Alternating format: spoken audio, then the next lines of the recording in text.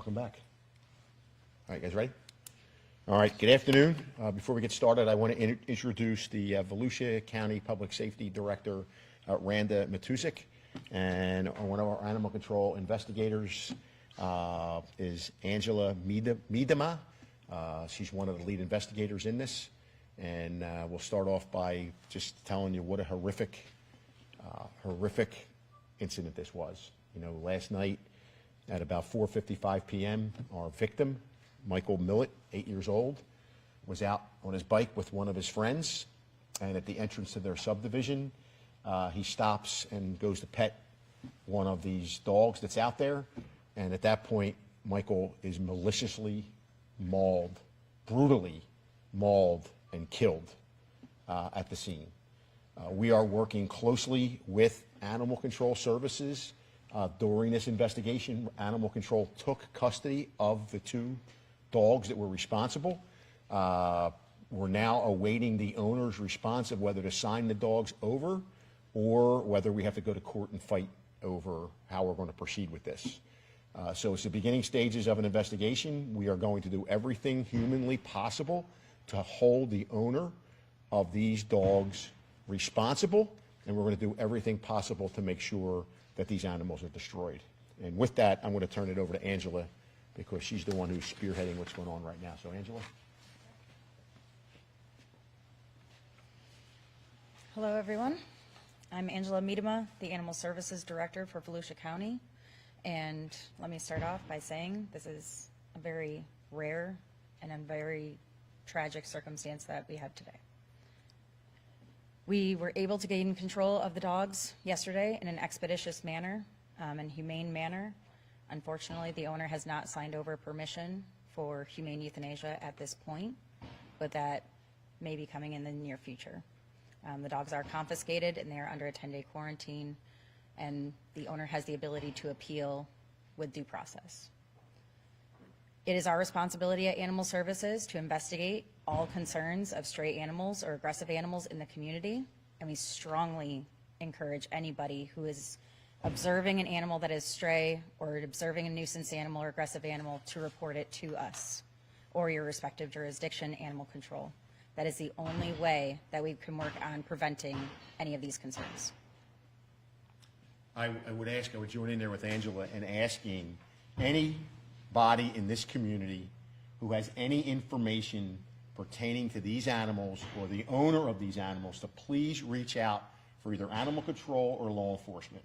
You know, as we went door to door last night, we heard horrific stories of how the dogs are always at large, of how they destroy chickens, and we've gotten some information from another county that there's possible that they were involved in some other type of an incident there in another county. We're following up on that. So I don't need people to be afraid. Right now I need people to come forward and tell us, because there's no 911 calls to Animal Services or to the Sheriff's Office about this address or about these animals. And clearly this just didn't happen in a vacuum. You know, these dogs have been terrorizing the neighborhood for a while and nobody decided to call us.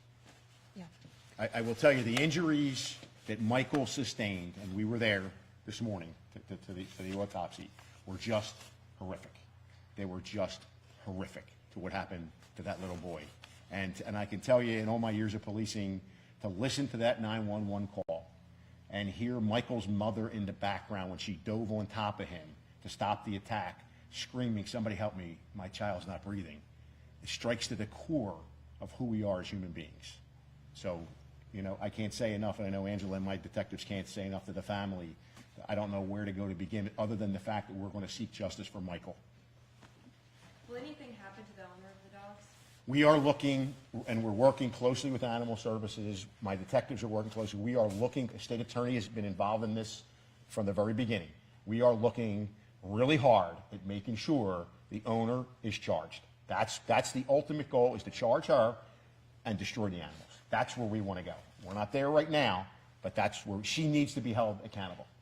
Where was the owner when all of this was going on? She was, go ahead. Unfortunately, I'm not sure of that information right now. She was not, from what we understand, she was not on property at the time. She was somewhere else, because when they reached out to her, she wasn't in the area. She had to come to the house. So the was dog? the young man attacked? In his yard? Was he just on his bike? Like, He was on his bike. If you went out to the crime scene and you go out to the subdivision entrance, there's a bunch of mailboxes there. That's where Michael and his friends encounter the two dogs. And they get off their bikes and they go to pet the dogs. And it goes from a petting and a very friendly encounter to the dogs become very, very, very vicious and very violent. Presumably they were just roaming around the dogs. Yes, it does appear, as the detectives have done significant amount of work and significant amount of interviews, that this is a regular appearance for these dogs. They have been previously found to run stray. It's just unfortunate that nobody actually reported it to animal services in this circumstance. And it is a big responsibility. Pet ownership is an enormous responsibility and something that we continue to work and educate on at animal services. It's one of our main priorities, that you have a lot of responsibilities as a dog owner to keep your animal confined to your property and ensure the public's safety, as well as assure things like socialization and training to make sure that this animal is not a threat to anybody else. You talk about socialization, two dogs next to a child is a non-threatening entity. Dealing with these dogs, can you see any reason why they were trained not to be socialized or trained not to, or anything along that line, to be aggressive? Unfortunately, without more information or cooperation from the owner or details into their history, I wouldn't be able to say where their socialization standards were before. They were appearingly freely roaming without an incident prior. But in this circumstance, I wasn't present for the actual incident, so I could not be able to say so. It's pending investigation. Does the owner have a history? The owner has a significant history. A lot of it has to do with drugs. She's on supervised weekly drug tests. She's been arrested for possession of meth, for possession of cocaine, for battery, domestic violence, aggravated battery with a deadly weapon, attempted aggravated assault with a deadly weapon with the intent to kill, attempted battery cause bodily harm or disability, cocaine possession, possession of prescription controlled substances, possession of drug paraphernalia, violation of probation. Explain the process of what happens when a dog attacks someone, they think it was fatal, a total tragedy. What has to happen in court if the owner decides it looks like she is not cooperating here? We have to prove negligence as the bottom bar. I'm not a state attorney's office, but I can tell you what animal control and our detectives and the medical examiners doing right now is, number one is every one of his 12 bite wounds have been swabbed for DNA. So we can conclusively say that these two dogs that they have in custody are the dogs responsible for Michael's death. Okay, then we'll move forward with what did she know, what steps did she take. As you heard Angela say, you have a responsibility as a dog owner to make sure that your animals are in a fenced-in property, they're not a danger to anybody else. So all of that has to go on to this. And like I said, we have been in contact with the state attorney since last night to try to walk the ball through here. And for me, like I said, the ultimate goal for me, for the sheriff's office and for animal control, is to see that Michael gets justice. Sheriff, I guess from my understanding, you guys have located the owner, right? We have located the owner. And the dogs were found on her property? Well, she helped to tell you how they even apprehended the dogs. Yes, so actually, it was the deputies that chased the dog back to the property. So these dogs reacted to their presence and went back to the property. Upon our arrival, they had actually already closed the gate, the deputies did, but that gate was open upon their arrival, so they entered that property. The property is not fully fenced. They had the ability to get out of that property, but we're very experienced in what we do, and we do it quickly and we do it safely to assure the public safety. And we're able to confiscate and hold the animals in a humane manner. How far was that property from the location where this little boy was attacked? I don't know exact mileage. I think it was roughly a half mile from where he was to there. The woman who owns the dogs is Amanda Franco, is who she is. You said the mom jumped on the child. Did she get injured? No, and I think that's something we talked about, and Angela can go into that more, was you have this frenzied attack in which Michael was I mean, it was brutal what they did to him, and mom jumps on him And the dogs never attack Mom. They never attack any of the kids in the area. They flee from the deputies. I think Angela will tell you how one of them, she was able to coax one of them to come so she could collar it and take it into custody. But there's a 911 caller who is describing everything that's going on to the 911 operator.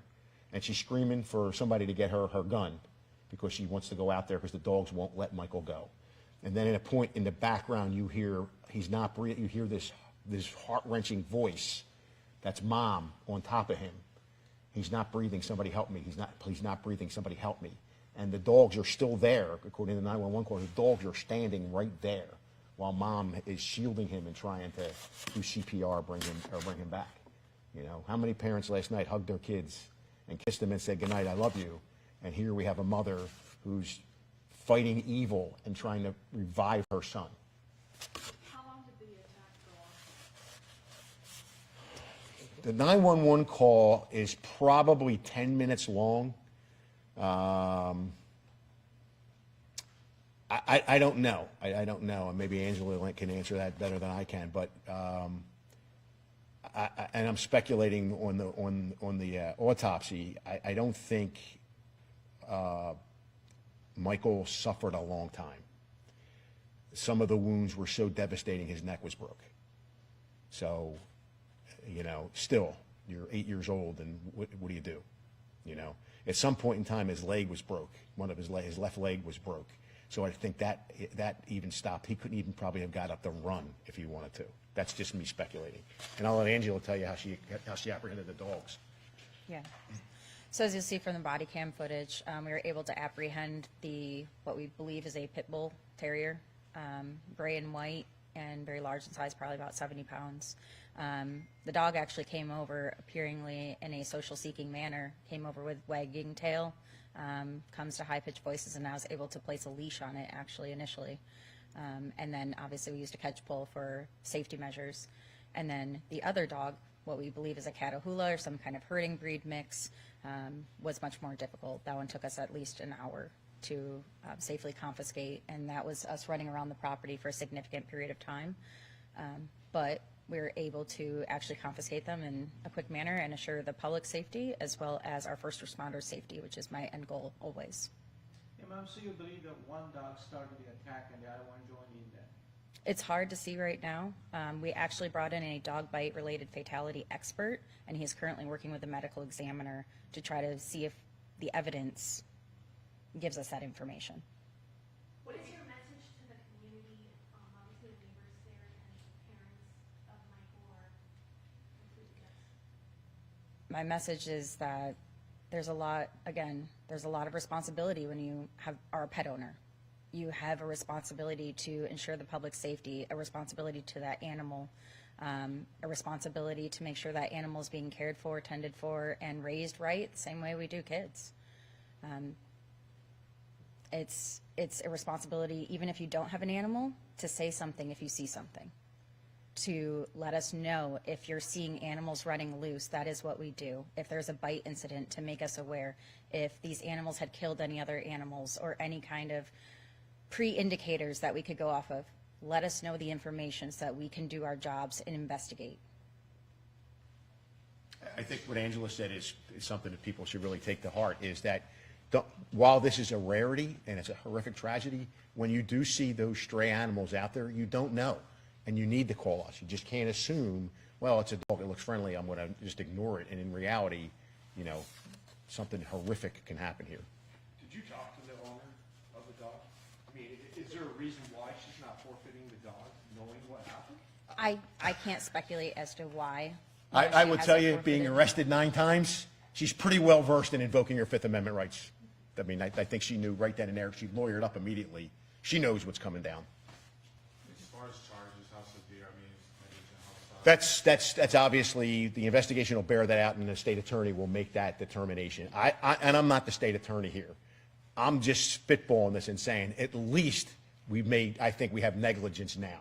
It's a negligent homicide right now. Certainly wasn't premeditated. She certainly didn't mean, but the fact, as you heard Angela say, you're a responsible dog owner, a responsible animal owner, you have to have your animal fenced in, your animal can't be running at large. That's why it's so important for the community to come forward so we can show a pattern to the state attorney that, hey, so-and-so had their chickens killed, so-and-so was chased down the street by these dogs, so-and-so's animal was killed or injured by that, because you just can't pull it out of air right now out of emotion and say, yeah, here's what we want to do.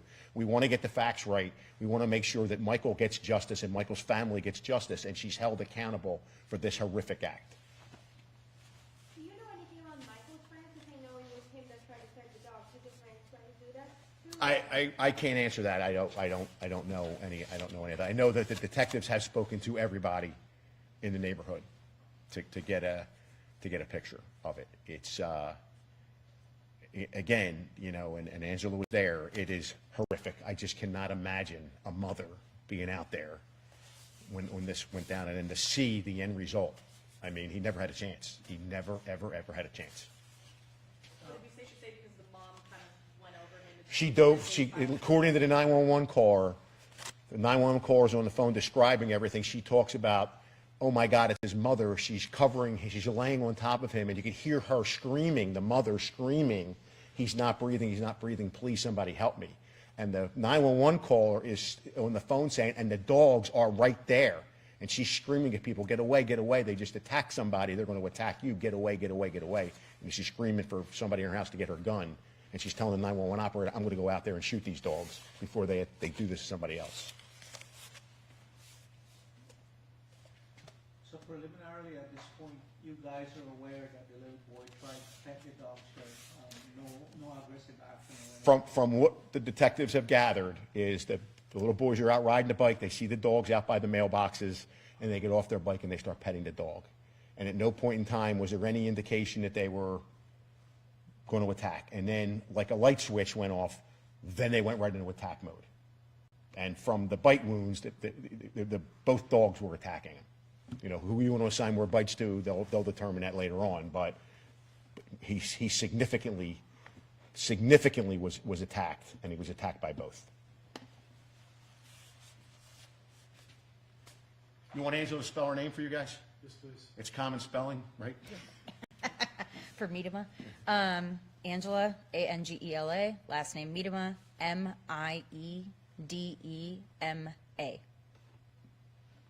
I will close with this. In my time as police chief and sheriff, we've always had a good relationship with animal control. But under our new public safety director and our new animal control director, the residents of Volusia County can rest assured they have an extremely professional, well-trained group of men and women that are working there. And the fact that they were out there very quickly, they were engaged in this entire investigation, working closely with our investigators, that means a lot.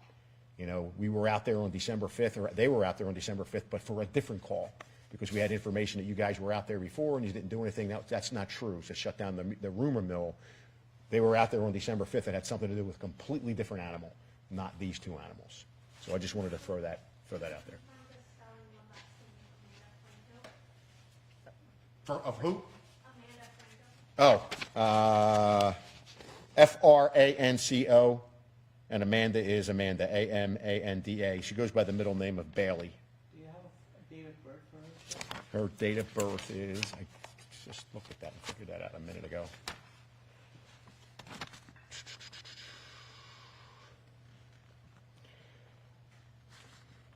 (7/2 of 1993).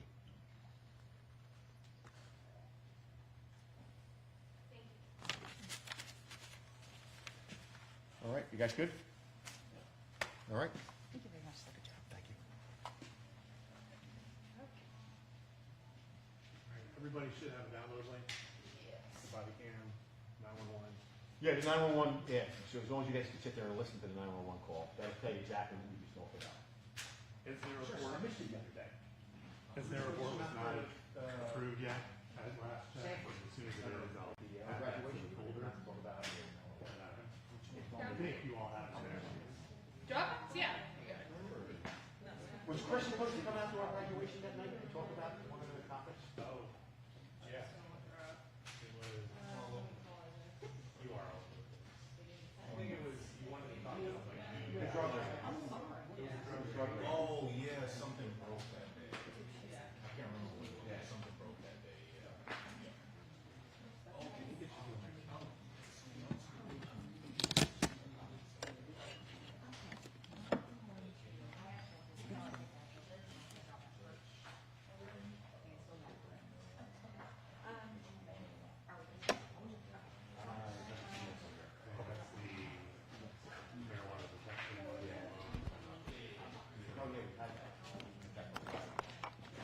How the heck? What the? High tech. How does he get all the fancy stuff?